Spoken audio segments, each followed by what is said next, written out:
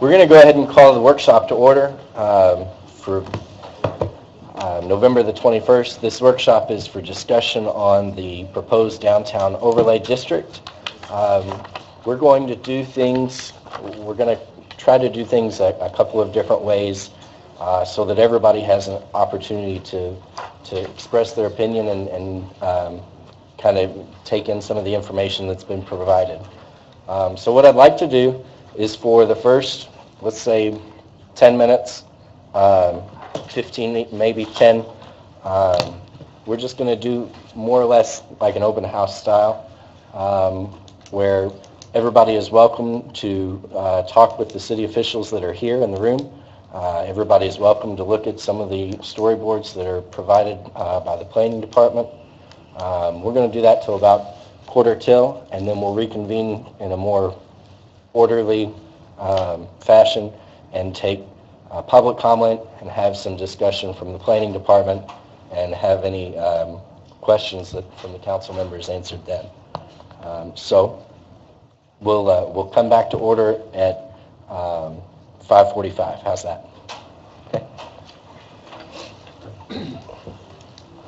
If anybody would like to speak once we come back to order, please sign up down here in front. There is a sign-in sheet for you to provide your name and address there.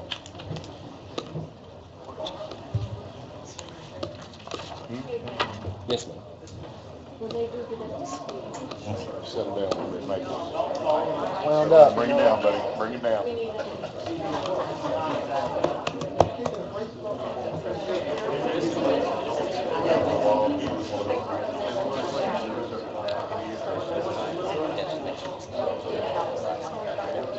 Gotcha.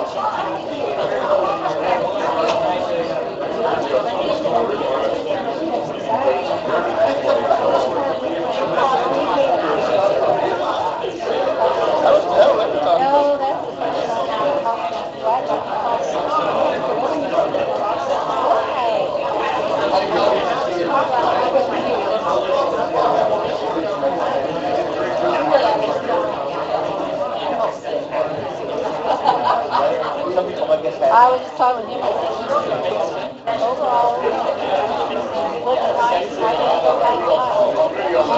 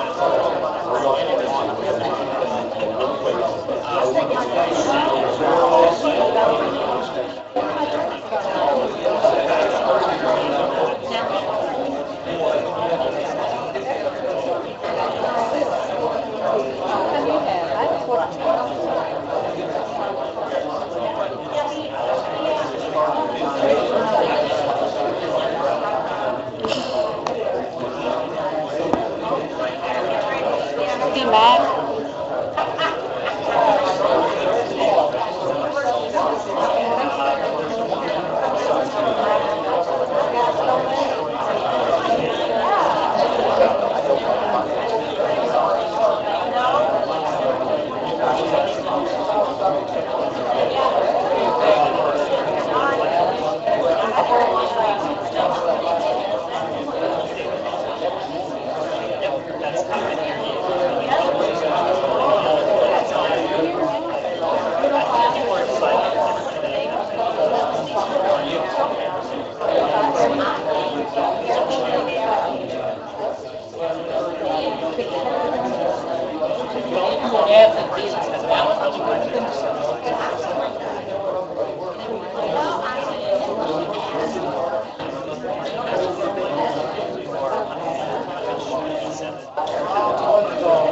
I was just coming to get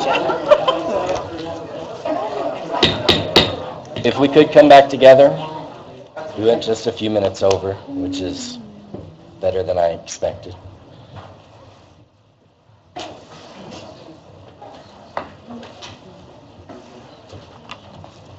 Okay, so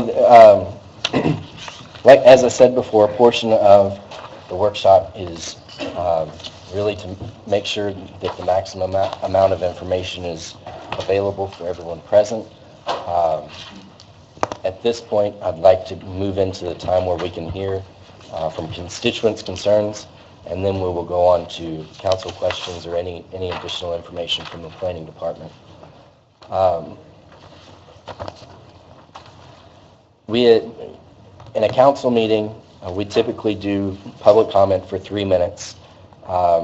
We have just about roughly an hour before we need to dismiss to prepare for the council meeting.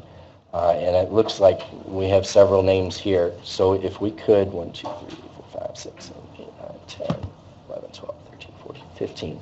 So about 15 names. If we did 5 minutes apiece, that would be well over just about our hour. So I'd like to have an opportunity for any council members to ask questions of the planning department as well. If we need to push that into the council meeting, we can, because it is important that we get to everybody's questions or comments before we take a vote. So we're going to do 5-minute periods. And then if you would, when you're called, just come to the podium and say your name and your address for the record. And if you would, for the recording, spell your last name so that we get those accurately and recorded. And then your 5 minutes will begin after you have given your name and spelled your name and given your address. So first we have Laura Renwick.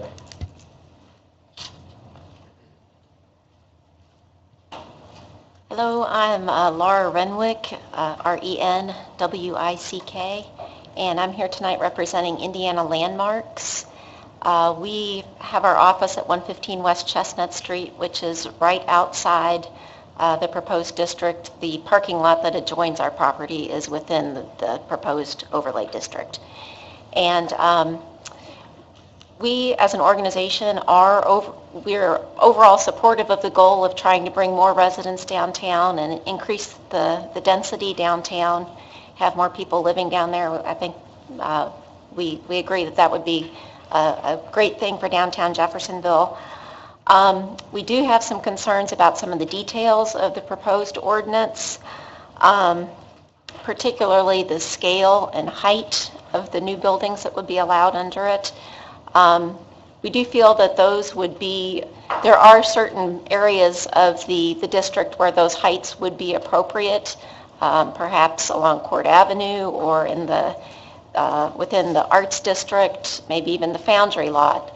But there are certainly areas of the proposed overlay district where buildings of the scale that would be allowed under the conditions of this overlay would be not very compatible with the historic surroundings and the primarily 1- and 2-story buildings that are found around that.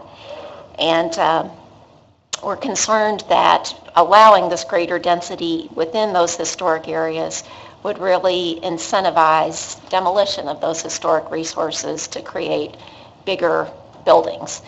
And we've got some wonderful historic resources down there, some of which are within a locally designated historic district, some of which do not have that protection afforded by the Preservation Commission.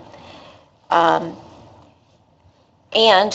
kind of building on that, because you already have this locally designated historic district along the lower part of Spring Street and Riverside Drive where it would overlap with this district, you've got a layer of review for new construction.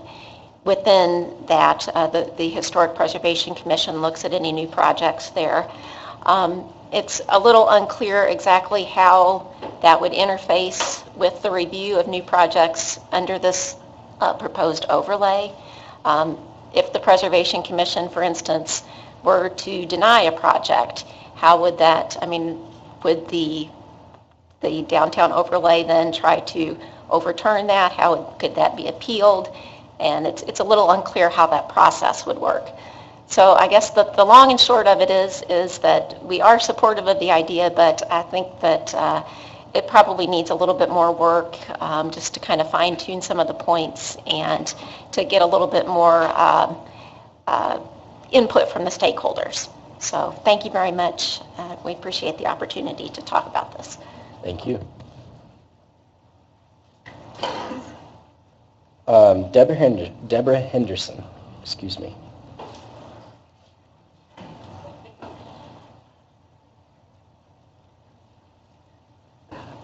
I forgot my instructions. Deborah Henderson, was I to spell that? Henderson. I have several, was I supposed to get the address? I knew that. 222 Meigs Avenue. I had several questions that perhaps this is not the appropriate venue, because I was concerned about how many acres of those 955, according to Mr. Pruitt, he has 955 acres to play with in Jeffersonville. How many of those acres are located in downtown? I'm curious. And also, what's the largest parcel? What's the smallest parcel? I haven't seen that information. I've searched for it, but I have not been able to find that. Also, what sort of zoning changes and requirements in order to increase density are in place or will be in place for the rest of Jeffersonville? Because this is not obviously just a downtown area where we're trying to increase density. As he stated, he only has 900, or we only have 955 acres, and we want to use that well throughout the entire city. So are those things already in place? Are they being talked about? Then maybe I just don't know about them. I also am curious about often mentioned barriers in the reports are to be removed by this overlay. I don't know what other barriers are being removed other than the height restriction of now being able, if this would pass by some strange thing, to go 100 feet in the air.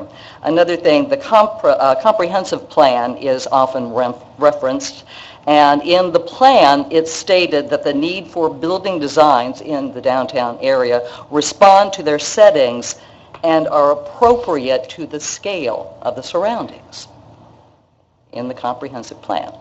I don't think that a 100-foot tall building is going to be appropriate to that setting. Another aside, if you will look, and as I have, at all of the publications, and they're very nice and they're very attractive, and once again, we do want more residents, and the examples that are given in the publications are very attractive. But there are few, if any, perhaps one, that is 100 feet tall. So why are those pictures not being shown a little bit more of what that would look like, especially in the downtown area? I guess that's about it. Thank you for your time.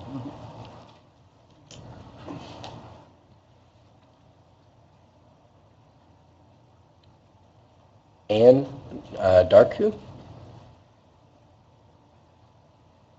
And Ms. Henderson, and also Ms. Renwick, I am taking notes on some of the questions that you're asking, so we will come back to those. We're not going to fall on deaf ears, hopefully, tonight.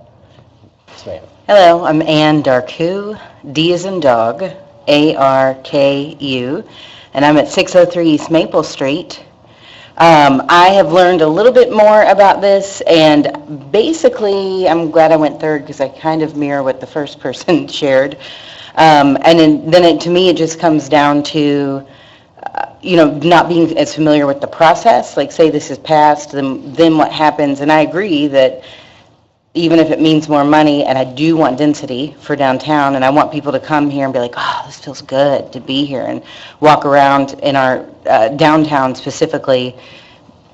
But then being mindful and strategic of where these developments land and where they grow.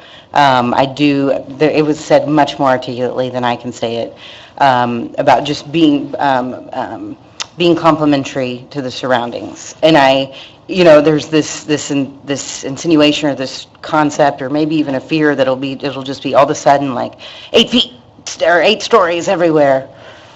can't believe that would be what would happen, but it's, how do you convey to us that it'll be a balance? Or are there other places within that acreage where Riverview will happen if it's in a certain place, but, and then those can be a little taller, but other developments can be a little smaller. So, thank you.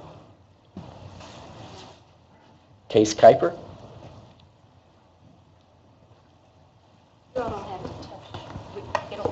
Okay, thank you. Thank you again for this evening. You're going to hear many comments about the impact of the neighborhood. I have a couple going at it from a little bit different direction. Oh, I'm sorry, Case Kuiper, K-U-I-P like in Paul, E-R, 322 West Market Street. So, again, you're going to hear lots of comments about the impact of the neighborhood with two-story houses and then a 100-foot building. But I've seen the numbers thrown around about projected jobs. 17,000 jobs is what Mr. Pruitt put forth. In a recent, this last week, videotape that was put out by the city, the mayor talks to 6,000 jobs in 4.5 years. Mr. Pruitt talks to 17,000 jobs in 6 years. That's a major gap. I'm concerned about the understanding of where the jobs are coming from. I haven't heard any numbers of costs or revenues from the Colston Park project, but I've heard numbers from the American Legion project that says apartments will run from $900 to $1,200 a month. I worry about the jobs, the numbers, where are they coming from? I've got no statistics. We have not received any information as to where they're coming from. I know some are being looked at toward downtown Louisville. Some are being looked at toward the East End. The U.S. Department of Housing and Urban Development says that if you spend more than 1/3 of your income toward housing, you can be cost burdened. And they define that by saying you might not be able to buy essentials, food, clothing, even health care. So if you just kind of go back to the number and call it $1,000 a month for rent, working 50 weeks a year, 40 hours a week, you'd have to earn almost $22 an hour in order to afford $1,000 in rent. I work part-time at Home Depot. If Mr. Pruitt can show me where there's a $22 an hour job I can get tomorrow, I'm there, because I don't make that kind of money. But my concern is that the 17,000 or quite frankly, the 6,000 jobs that may come into the area, what kind of economics are they going to hold? Are they going to be, they're not going to be the $12 an hour jobs that are being paid at Amazon. They're not going to afford apartments in downtown. And even if you got a roommate and you combine two together, they're not going to be having $15 dinner at O'Shea's or Red Yeti or Parlor or Portage. I mean, so do we want people downtown? Yeah. Do we want people committed to the neighborhood? Absolutely. But we also have to protect our neighborhood, and we have to make sure that we can protect the businesses that are coming down here. And if they're, if the jobs aren't there and the money's not there, then all of this is for naught. Okay? We got one shot to do this right, folks. If we just do a blanket overlay and say any empty lot can go to 100 feet, and as we move forward, 5, 10 years down the road, we've seen apartment complexes fail or look bad, what assurances do we have as homeowners that our property values will maintain? Thank you very much for your time. Thank you.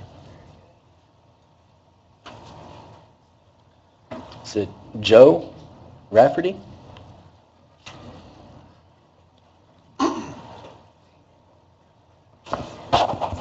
I'm Joe Rafferty, 115 Clark Street, Jeffersonville. If you would spell your last name for us. Rafferty. Thank you. Thank you, sir. Okay, thanks for the opportunity. I feel good if I could have said something tonight instead of sitting back and being timid or embarrassed. This is not a rehearsed talk. This is just straight from the guts, you might say. But I do walk the bridge just almost daily. And I'm kind of in touch with the soul of what it's like to be able to walk across the bridge. I can't believe it, that is happening all in the short time that I've been in this area, all the changes that are going on. And to get to the point, I have a feel for what it looks like when you come down the ramp from Louisville and you see Colson Park, and you see that beautiful oak tree back there, and the skyscape, and I think skyscapes are important, and high-rise buildings are in conflict with skyscapes quite a bit. It's subtle, but it's a true fact that it's important. I know this project's too far down the road to turn it around, I do believe. I think that space is too valuable for us to lock it in with rental real estate or condos, either one. Sure, there would be a lot of people living there, but all that humanity has to be managed. And a lot of people, they run out of energy and they don't manage well. We know that for a fact. And it's right in our face, and we can't shut it out. It's right there for us all the time to see it, and it's good and it's bad. I personally do not trust it. And I think the whole thing should be put on hold, and this space should be studied for a long time. And I think we should include the people over in Louisville that are trying to deal with the same kind of problems over there, because this is an important walkway. And so I think it's going too fast, and I think there's some people that really want this to go through. So we may not be able to stop it, but I would like to see it slowed down, and we get some artists and business people and all the above to come in and see if we can improve this with something else. But rental real estate going up in the air like that is not too appetizing for me. So thank you very much.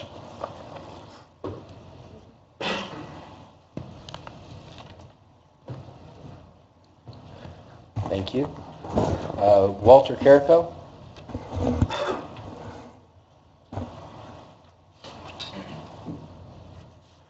Good evening. I'm Walter William Carrico. I spell Charlie Alpha Romeo Romeo India Charlie Oscar. I have been here since 2003. Actually, I came back in 2003 after serving our country for 30 years overseas. And I came here and found the old portion of Jeffersonville to be an extremely beautiful place. So therefore, I told my wife, let's stay here. It's going to be beautiful here. We're going to be able to enjoy the riverfront because we love water. Well, we got here, and it has been really, really good so far. It's been very good for us. We have moved an old historic home with the help of the city, which we have at 217 West Market Street here in Jeffersonville, Indiana. And we love that home. It's sitting beautiful right across from the park with 4 other beautiful old homes. And we're talking from the 1800s.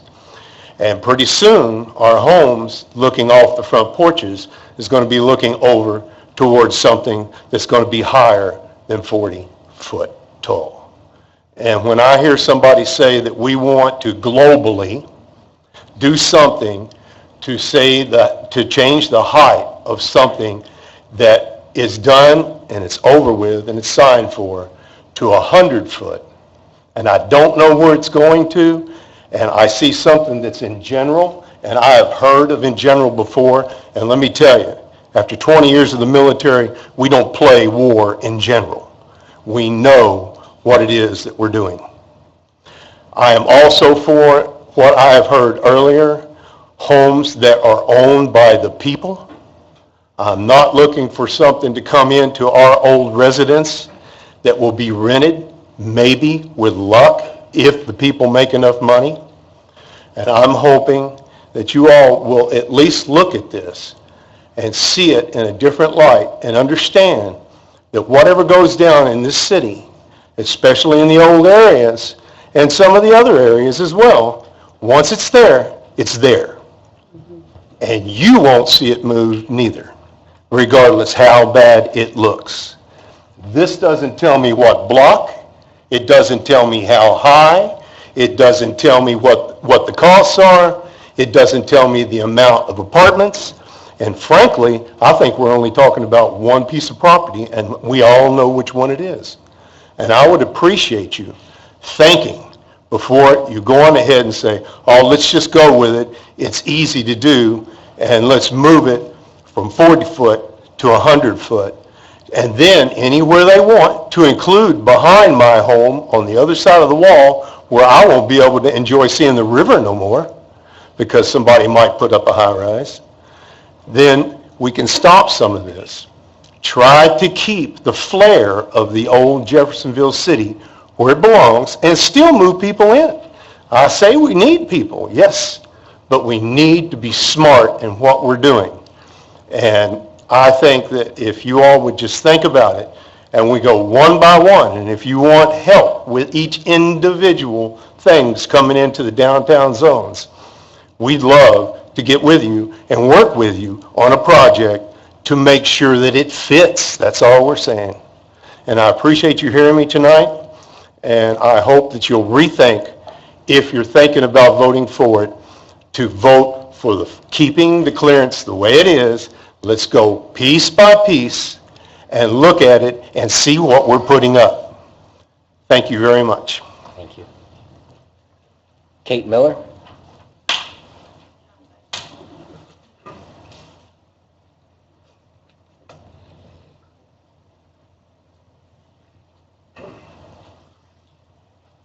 Good evening. I'm Kate Miller, M as in Mary, I-L-L-E-R, 321 Pearl Street. And if you guys would indulge me for a little bit, I'd like a show of hands from the elected official in front of me of who all lives in the overlay. Seeing none, I'll go to the audience. Audience, who all lives in the overlay district? And how many of you have a residence 3 stories or higher? I think that says a lot tonight. So I've had, this all feels a little rushed. So I spent about the last 14 days or so doing some research, and I went over to what's technically within our market, which is the city of Louisville, and I got some real good answers from their planning and zoning department. So I asked in particular about 2 different neighborhoods. The first one being Old Louisville, which as an owner of a Century House, I feel like we most align there. Old Louisville is rather large, so if you take 2nd Street south toward the university, it covers all of that area. It covers what you guys are probably familiar with, St. James Court, which we are not, but hopefully we're comparable. It covers Mag Bar, it covers a large area. So they actually have 4 different zoning areas over there. If you get into the area that's called their TNZD, it's called a Traditional Neighborhood Zoning District. That's closer to the edge of the university, not quite there. Their height restrictions are 4 stories. If you get a little further south into the university area, and because of student housing and dormitories, of course that raises. That raises because it's appropriate for that area. If you go a little bit south and you're talking about the St. James Court, Old Louisville, Old Historic Home area, that's at 3 to 3.5 stories. So I ask again because I think I've heard from a lot of local realtors that when they come and they are showing people properties in downtown Jeff, they often compare us to an up-and-coming Highlands. So I asked the zoning director over there, well, tell me a little bit about the Highlands. He said existing areas cannot exceed 4 stories. But he said beyond that, he said this doesn't even come to our zoning department because we have numerous checks and balances in place before we ever hear anything. It goes through a historic commission. So if you're building something there and you're planning to change the facade, the building height, the color of the exterior brick, you have to go before their historic board. It must pass that board before it is ever seen at planning and zoning. From that board, it goes to a board made totally up of residents. No elected officials, residents who live within that area. And if that board does not agree with those plans, it never makes it to planning and zoning. He said the only reason why they would get anything higher than 4 stories if someone attempted to razz a building. So by razzing means you come in and basically you destroy the building. You take it down to bricks on the pavement. With that, you could possibly get the new building up to 5 stories, but he says in his time in planning and zoning in Louisville, none of those petitions has ever gotten to his desk in his office because it never passes the historic preservation, it never passes the residents because they don't want buildings there razzed.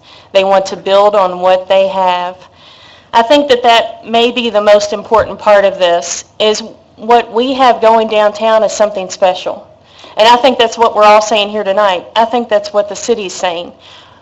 There is something unique about downtown Jeffersonville. And what we're proposing to do is destroy that with a 10-story building, not one, possibly many. We just installed a flag at Big Four Station. Do you know how tall that pole is? 70 feet. Do you know what can't be seen from the interstate if you build a 10-story building? The flagpole. At that dedication that night, the mayor said, "This flag will be a shining example of our pride from I-65. It will never be seen. It will never be seen if this overlay is allowed to pass." We ask you tonight not to pass it and to listen to the residents who live in the overlay district who are behind me. Thanks for your time. Dan Christensen?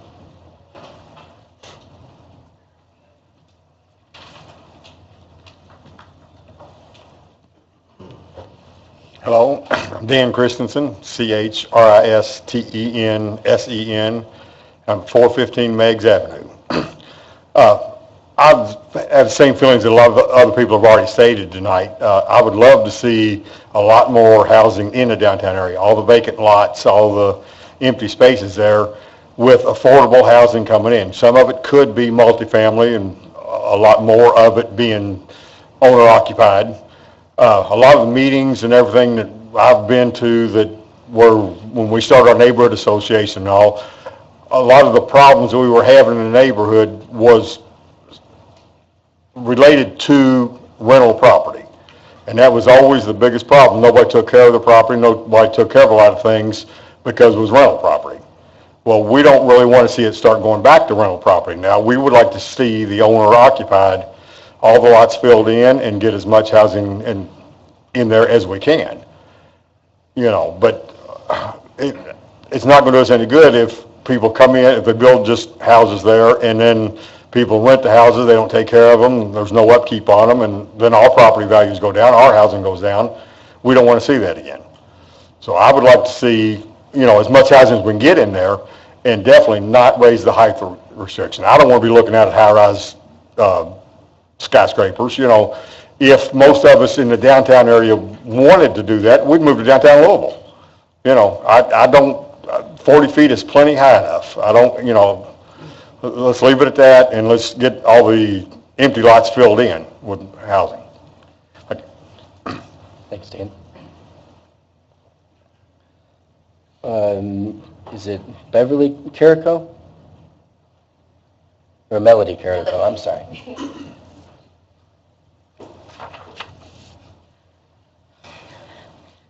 I want to thank you for allowing me to give you my 2 cents. But my name is Melody Carrico, last name Carrico, and I live at 112 Clark Street. I have to vote with everyone that stood before you concerning this overlay. I'm not for it. I'm very concerned when we talk about a wide sweep of doing this into the downtown area. I think that we need to take it project by project and look at that.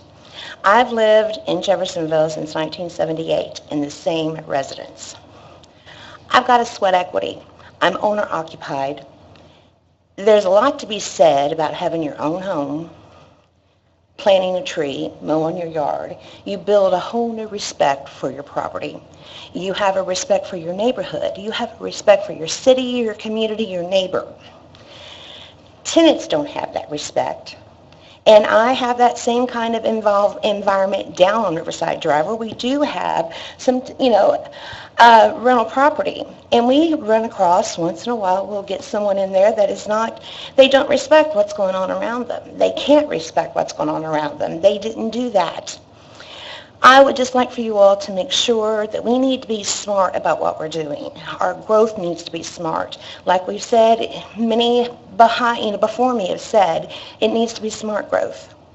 How many people here on the city council sit on the planning and zoning board?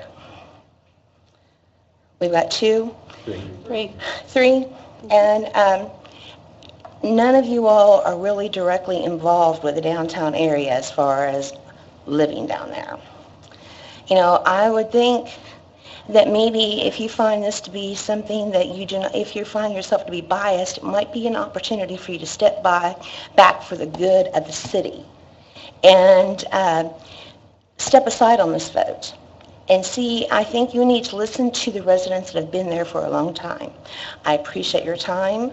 I just wanted to make sure that you heard what I had to say. Thank you. Thank you, Melody. Becca Christensen?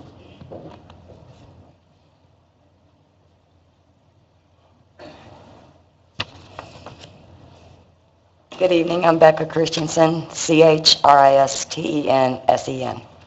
As a lifelong resident of downtown Jeffersonville, I did not come in front of you when it was decided that the graves were going to be put now in the back of the lot so that something could be built on the front of the lot. I won't argue that. I didn't come in front of you. I didn't come on several other occasions because I thought this wasn't going to go any further than it just talking stage. I'm now greatly concerned that this is going to pass. I do not want to have anything higher than a 40-story building in downtown Jefferson, a 40-foot building. Personally, I didn't want anything on Place Square Park as I grew up and knew it, what you refer to as Colston Park today. I do think that the graves was very important, but it didn't come. I felt, as Mr. Rafferty and several others did, that it wasn't now I needed to speak. And I live on Meigs Avenue at 415, as I said. From my upstairs window, I can see the Aegon Tower. I can see the PNC Tower. I can see the Sheraton. I can see the new bridge. If that building that you guys are talking about, an apartment, goes up, I no longer see that, but inside their windows if I choose to.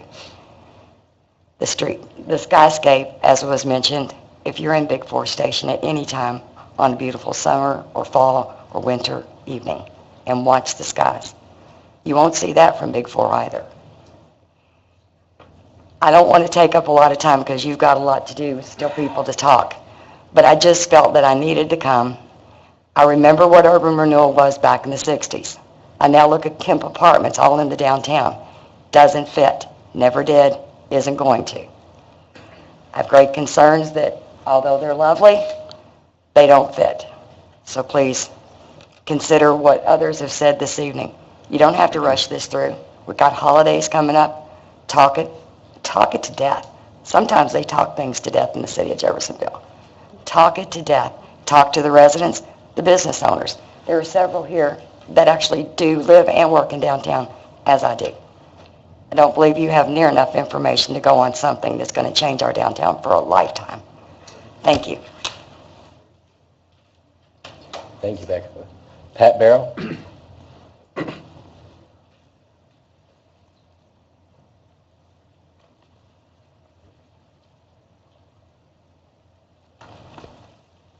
Good evening, my name is Pat Barrow, that's B-A-R-R-O-W, and I live at 1800 Dutch Lane. I am not one of the Rose Hill neighbors. I am someone concerned because of an incident that happened in our neighborhood, and I just want to be sure that the neighbors have an opportunity to have a voice in what's going on in their particular neighborhood. I am a Realtor, just, I've seen a lot of figures going on, so I just kind of looked up some things today to see what kind of figures we have going on. For example, in Clark County last year, 2,062 homes sold through the MLS. Now, that doesn't count private sales or anything like that. 903 were sold in Jeffersonville. So about half of the homes sold were right here in Jeff. We do see a lot of growth. What I wanted to check was to see about new construction and what was going on there. You know, how far are we going to develop? 311 of the houses sold in Clark County were spec homes. Off of those spec homes, for every spec home, there's probably 2 average custom builds from that, because the builders will go in and build a spec, and they use that to, of course, sell others. What I found was interesting was, you know, we have that little neighborhood, Crystal Springs. That's booming. We all have to admit that that is really taken off. And for example, as of today, we have in Crystal Springs, it looks like a total of 77 spec homes that either sold, are being pending, or on the market. So that's a lot. And from those spec homes, again, you know, 2 or 3 of the other homes will sell. So we have extreme activity, and this is out around River Ridge, and that's their target.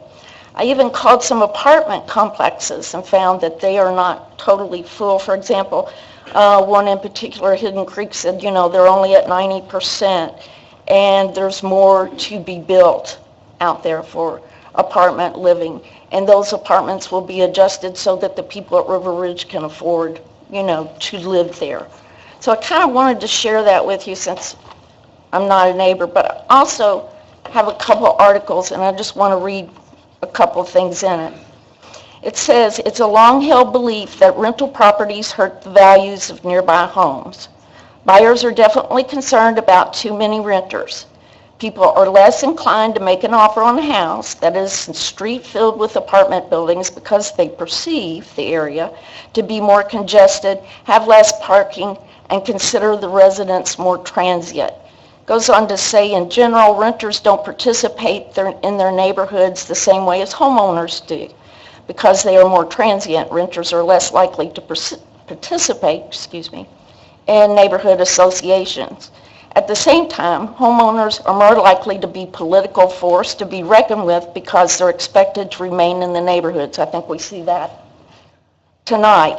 Homeowners just have a greater ability to affect the kind of changes that makes the neighborhood desirable. Goes on then to list several other things about rentals that would make a difference, you know, what type of rentals that they might be. I have another article, pretty much says the same thing. Starts off, in America, nothing can be said to be certain except death, taxes, and apartments killing neighborhood property values, especially big ones that block sun and bring noise and traffic, and transients who park on your street full of single-family homes. As a realtor, I've been in the business over 35 years, and I've seen the results of having apartments built in neighborhoods. As an aerial photographer, I've been very much involved with bringing on new development. And I see what's going on at the 265 all the way to the bridge. I've flown that for many developers looking for areas to expand their businesses in. So I just wanted to kind of share with you, you know, we have things going on to help River Ridge. It doesn't all have to be downtown. My concern is that the people at River Hill have agreed to the 150 apartments that are going to be built there at Court. They've agreed to the hotel and helped in the design of that. And let's just not take away their voice in allowing 100-foot buildings. Let's just give them a chance to continue in the path that they have for the city. Thank you.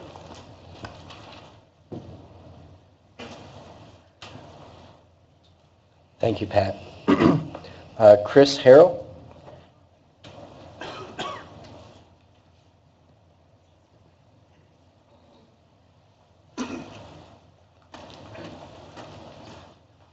Hello, thank you, members of the council, for hearing our comments, all of us included. I'm going to have a little bit of different tenor, I think, than what you may have heard so far from some of the residents. I am not a resident, Mr. and Harrell. first of all, I want to say that. My last name is Harrell, and I'm located at 808 East Market Street in Louisville. I also have a house in Indianapolis, and I'll explain why that's important to me a little bit as well. I understand the threat of change. My house in Indianapolis right now, I'm watching the community garden next door be pulled in pressures by economic development. The church owns the lot, and we've developed this great garden, but now they need to sell the lot because the prices have gone up.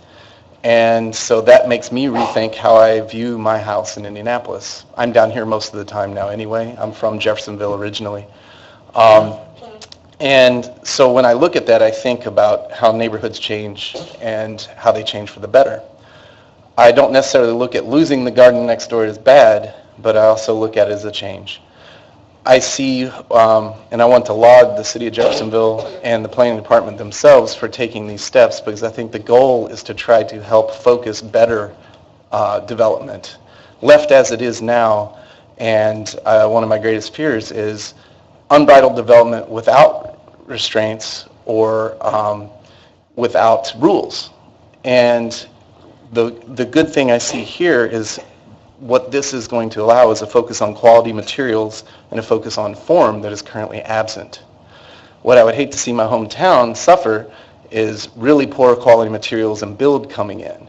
Secondarily, I see the focus has been on the height, but I want to stress that these other components are at least as important, if not more.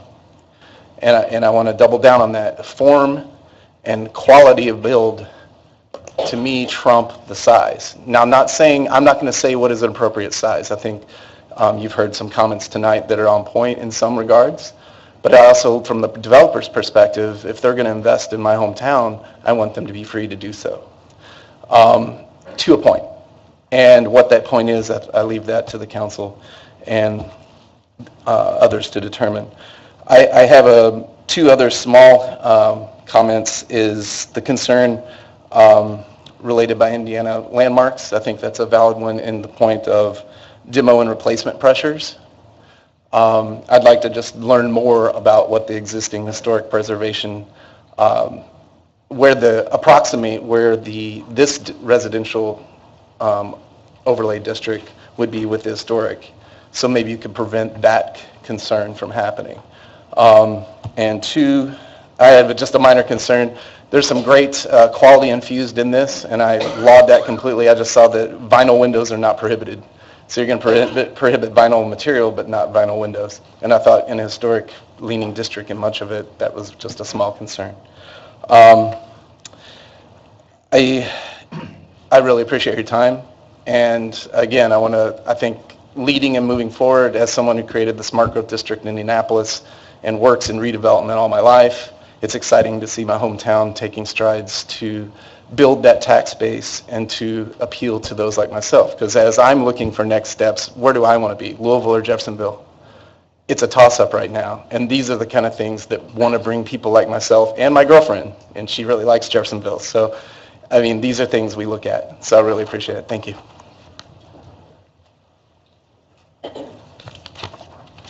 Okay, is it Jason Sams?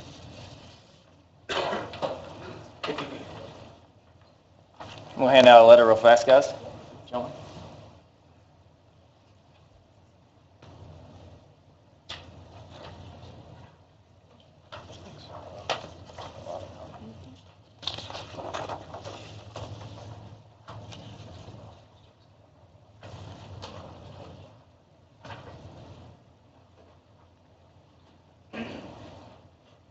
Good evening. I'm Jason Sams. I'm the development manager for ARC.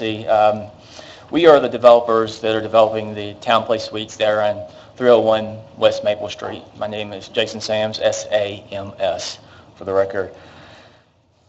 ARC is not opposed of the 100-foot height restriction per se, but it's What we are opposed of is any structure going on Colston Park that is greater than 40 feet tall. Obviously, we went through a process with you guys back in a couple years ago, and ARC purchased a property on 301 West Maple Street and studied the property and determined the highest best use. One of the highest best use of the property was a hotel. We worked collectively with the Rose Hill neighborhood to come up with a design that conformed to the neighborhood, as well as it met a certain height restriction of the zoning ordinance. So I got a few questions. Has the city adopted a downtown comprehensive plan? If not, why not? What is the purpose of adopting a blanket ordinance which amends the height restriction to an arbitrary height of 100 foot? It makes more logical sense unless there is a predetermined decision already made to perform a case-by-case analysis to allow adjacent properties owners to voice their concerns when a development comes in. So that's all I have. I just want to make sure that we, as a developer, have an opportunity to discuss this particular item and submit my letter for part of the record. Thank you. Bev Knight?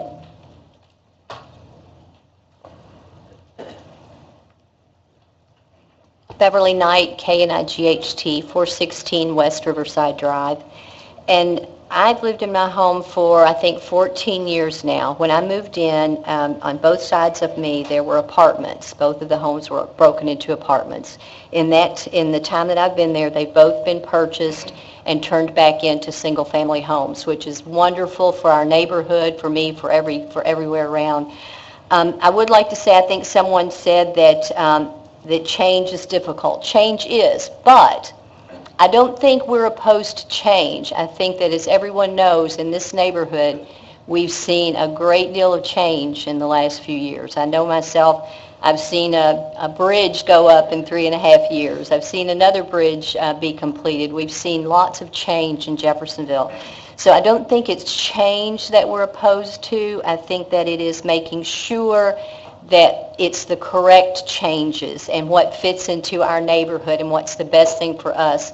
And what we urge you to do is just to listen to everyone in our area, in our neighborhood, and what we think is the best, and to do some more studying yourself as to what is the best thing for this neighborhood. I used to work with children, with teenagers, and one of the lessons that we did, we would pass out to all the kids, we would pass out small tubes of toothpaste. And we would say, okay, now squeeze out the toothpaste. So they could squeeze it out really fast. And we would say, now put it back. It's very difficult to put back. So what the lesson, that you try to teach your children is to think very clearly before you speak, think very clearly before you act, because once you do, it's very difficult to take that back. And all we're saying is that think very, very carefully before we make these changes, because as one person said, when you put up an 8-story building or a 10-story building, if it doesn't work, it's very difficult to take it back down. Thanks for your time. Glenn, I'm not going to try. Swansek. Thank you. I'm Glenn Swansek. I live at 311 Pearl Street. Last name is spelled Zwanzig. And I just have one question. As I was looking at the placards over here, I came up to the Materials and Architecture placard, which I have a question about. It shows a picture of a higher rise. It talks about building elevations that if they are lower levels or lower, if the height restrictions are not removed, that poorer or lesser materials will be used in those buildings, and if with the higher levels, better materials would be allowed. This makes no sense to me. Why would you allow any building with poor materials to be built? I'd like an explanation of that, please. Thank you. Thank you.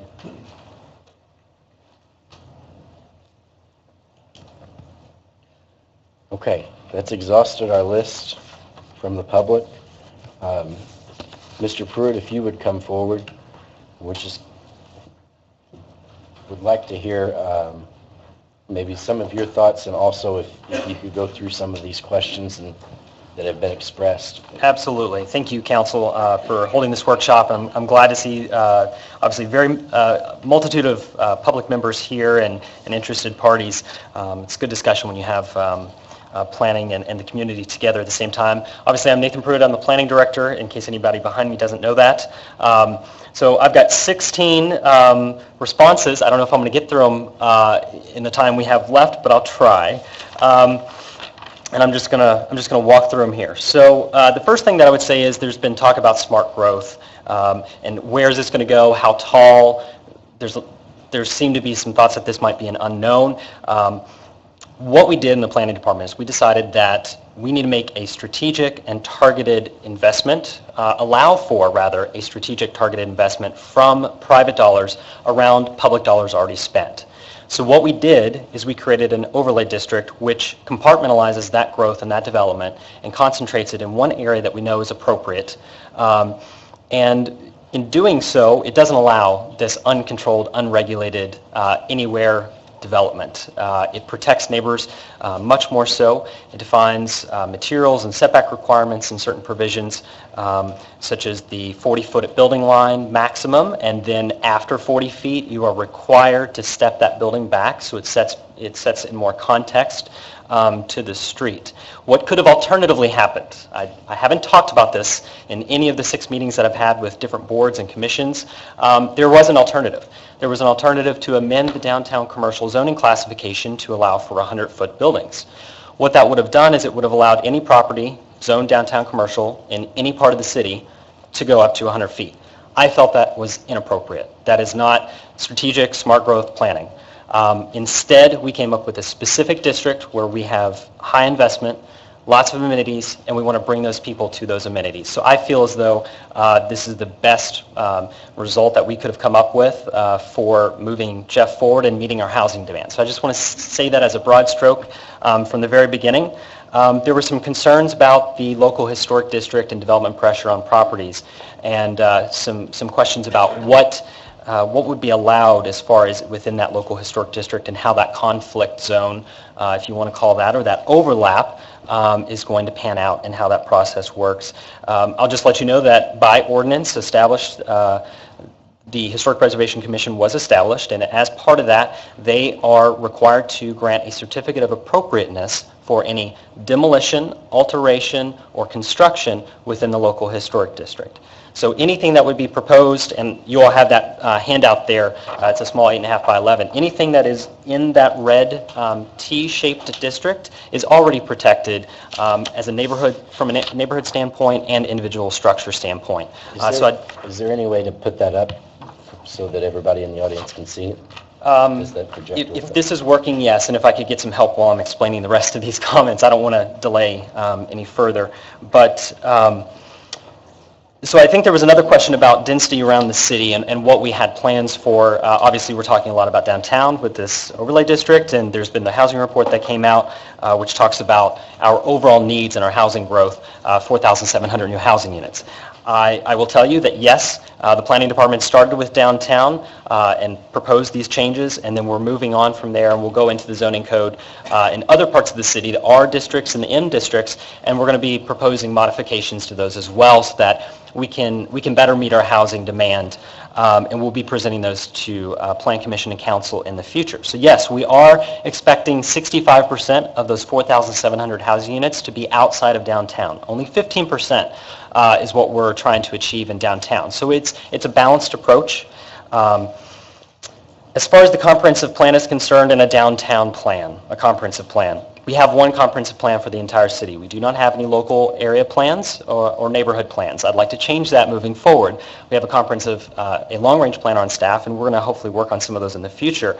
But in that plan, it talks about the city as a whole, as well as downtown, as well as a strategic investment chapter, which outlines all the things that are happening downtown. So we have a lot of good highlights and approaches that have already been talked about in the comprehensive plan, and that serves us well.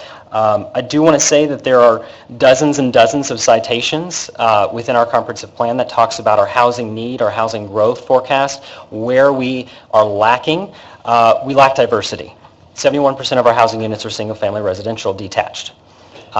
In that comprehensive plan, it defines an approach moving forward that we should better mix our housing stock. That includes both your ownership and rental situation, but it also talks about placement of structures and density of those structures and types of housing, not just apartment or single-family detached, but condos and apartments as well, and focusing those in on our existing amenities. I sent an abbreviated comprehensive plan to the Redevelopment Commission recently, probably about 2 months ago now, actually. It feels very recent. And I highlighted all of those citations that talk about housing and how that needs to move forward and how that relates to our conference or our housing report and the comprehensive plan. So I would be more than happy to share that with you in the future. Obviously, our comprehensive plan is, I think it's between 150 and 200 pages, so it really helps to get those 30 pages of just housing highlighted so that we know where we need to go there. There was a comment about the pictures that were provided on these boards.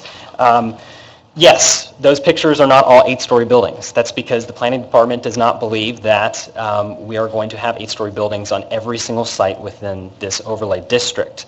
I don't know if you're aware, from an engineering standpoint, you hit a cap with stick structures. In other words, if it's built by 2x4s, the engineering math just doesn't work out, and after five stories, it won't support itself. What that means is, to go from 5 to 6 is an exponential construction cost. And I will just say that it is, in my opinion, currently, as the market stands, we're not going to see 8-story concrete and steel structures proposed right away because it is a market that hasn't been developed in as much as of yet. There's a lot of demand there for housing in downtown, and density for sure. That's not a question, especially around these amenities that we have, the marina and Big Four Station Park. But the first proposals that are probably going to be coming to the Planning Commission, in my opinion, in the Planning Department, will be around 5 stories because of that exponential construction cost. Once that market becomes more proven, developers will start to look to invest higher dollar amounts, which is that engineering cost with elevators, and steel and concrete that goes above 5. I do want to continue to reiterate that this is a height restriction of 100 feet, not 10 stories. You generally don't see in the building market 10 feet executing on a 1-story format. It's usually 12 because you have to have plenum space, you have to have a slab, and then you have to have the ceiling heights, which are, as you probably know in the market, demanded greater than 8 today. So when you do the math of 100 divided by 12, you get 8.33. You do not get 10 stories. I just want to reiterate that we're looking at 8 stories and less under current market conditions and how Nathan, things are let me ask you a built. question real quick. Yeah, go ahead. And I hate to throw off your That's all right. mojo. So then why was 100 feet chosen? If it ends up being 8.33, is there something magical about 100, or does that allow for 8 stories and then something at the top of it? Yeah, so if you had a mechanical a loft in the top, it would accommodate that. If you had something like a rooftop situation, if you needed a rail, or if there was an interesting cornice component or cap at the top of the building that isn't habitable space per se, it allows that extra, just a little bit of playroom so the developers don't have to come in and ask for maybe a few feet. But the .33 is really for those things that I just mentioned. Okay. Yeah. The jobs report, there was a reference to discongruous numbers between what the mayor had stated in the video and what the housing report says. That's just not true. If you look at the housing report, it talks about future growth. The 6,000 number that the mayor quoted in that video is talking about in the last 4 years. What we had stated in that housing report is looking forward to the next 5 years and how many jobs are we going to get from that. It's around the 20,000 mark, 17,000. So that's why those numbers are different. We're moving forward and we're getting more jobs. We're developing 400 acres actually right now. So from there's been some questions about maintenance and value over time. I'm not sure what article she was quoting, but From all the research that I've done, density does not devalue single-family residential. It's proven across the nation, multiple studies. In fact, our comprehensive plan, which was adopted by City Council and Plan Commission in 2015, makes note of that fact. It is in our comprehensive plan. So that's a bit of a myth that single-family property values are declined through density. It just doesn't occur. Maintenance and value over time, obviously there is a development cycle, things have to be reinvested in, so do single-family homes. I'm in charge of code enforcement, and obviously we have a lot of enforcement cases on single-family homes. Actually, that's the majority of our cases. So yes, things do deteriorate, but when you have a very expensive asset, such as a taller, dense building, there's more of an incentive for that person who owns that to maintain it. So I think that that's something you should not fear. As far as views are concerned from, for instance, the end of the park there where those four homes are, and West Market views, those views are going to stay the same. They're going to be looking at Big Forest Station. We're not developing Big Forest Station. So I think if we think about view sheds and viewscapes, as it was termed, right now when you get off of Big Forest Station Bridge and you're looking towards the center of our new Arts and Cultural District, what you see now is industrial buildings. You see a TNT fireworks store and you see industrial metal pole barn buildings. That's something we want to change. We want to elevate that standard and build quality and build something that's interesting and add positive view sheds to our city. And I think this achieves that through the quality standards that we've defined within the ordinance and many other things there. All right. So there's also been talk about maintaining the feel of downtown. Again, I just want to stress to you that currently, as it has been stated by one other person, it's kind of the Wild West right now. We don't have architectural standards. This finally sets us on the path to defining and protecting both neighborhood values as well as protecting values of our high dollar amenities such as Big Forest Station Park and all the taxpayer money that was spent on that, as well as the marina, as well as all the restaurant loans that we gave to Spring Street. We're not going to be doing any harm to Spring Street. In fact, if you look at the overlay, it avoids the majority of Spring Street, especially the two-block kind of heart and really, really nice quality architecture. It completely avoids that. It recognizes that. We're only going to be building onto the value of what's already here with brick, precast stone, precast concrete that mimics limestone cornices and things like that. So the architectural standards that we've defined as well as the building materials, I think is only going to enhance that view and that pride we have in our community. I don't think Old Louisville is a comparable, a just and comparable location to be referencing, to be honest with you. I'm not sure who Katie spoke with. The planning director at Louisville Metro is a female, not a male.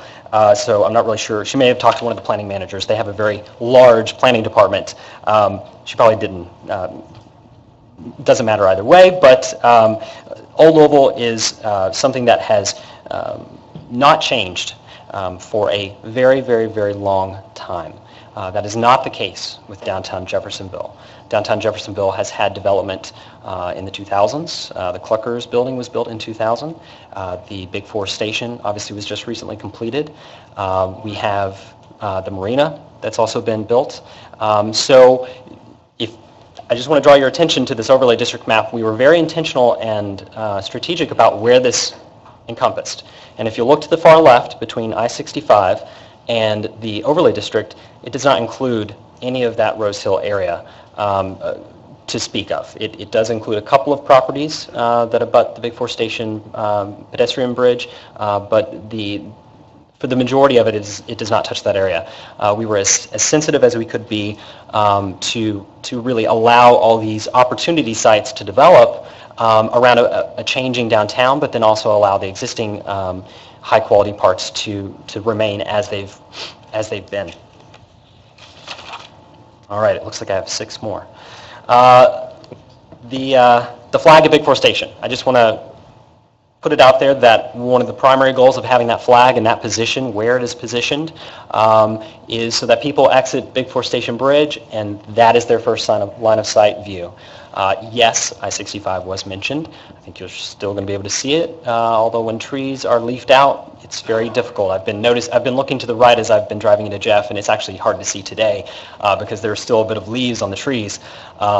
So again, I just want to make sure that people realize that we have 1 million people coming across Big Four Station Bridge every year, and every single one of those people are going to see that flag. So I think that's still something for us to be extremely proud of, and a lot of people are going to be able to see.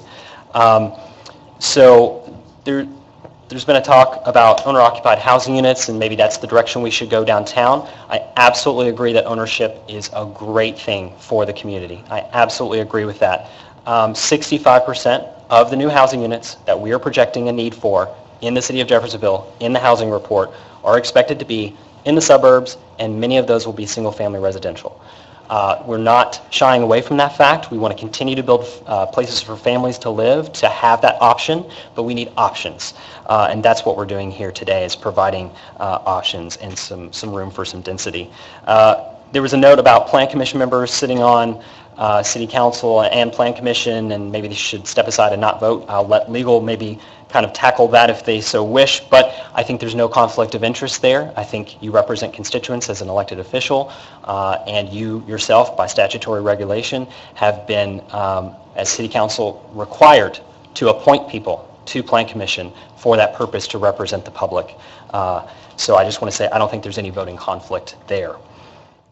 3 more here. I would very much agree that quality is the theme here.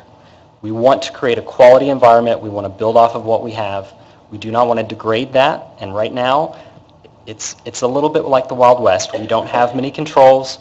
As we look to Court Avenue there, this bridge is wrapping up. We're going to see development pressure there. We want to make sure that we can have development that supports a pedestrian environment and that builds off of all the great people that are coming to downtown for our events, to experience the park, all of our businesses. We have tons of restaurants coming to downtown Jeff, so we want to build upon that.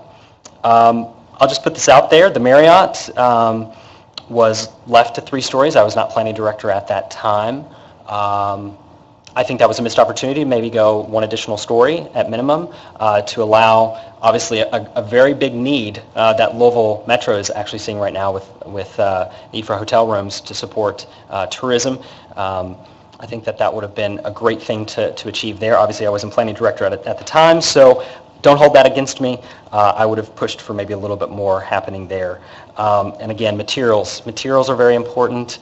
On the 1st to the 3rd floor, there was a note about poor quality materials being allowed on the 1 through 3, and anything above, it's actually quite the opposite.